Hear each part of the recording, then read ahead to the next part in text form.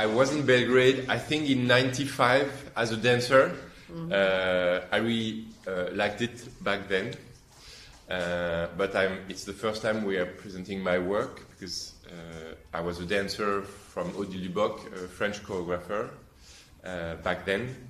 And so now it's my first time to dance my own dances here in Belgrade. And it's funny because it's a solo. And very often when you are a young choreographer, you do a solo to also understand what... And me, I didn't do any solo. So I'm now 52. So I'm dancing.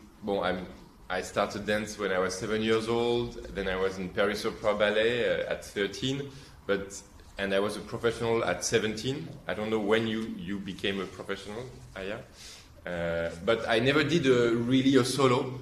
So it took me a lot of time, in a way, and it was COVID times also, to be alone, without friends, without colleagues, and start.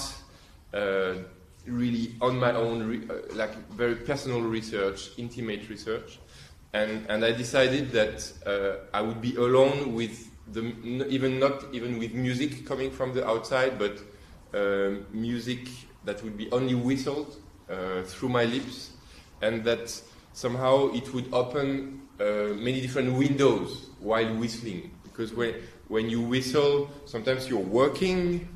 Or you're cleaning the floor and you whistle, but you don't know what you're whistling. It's just coming to you.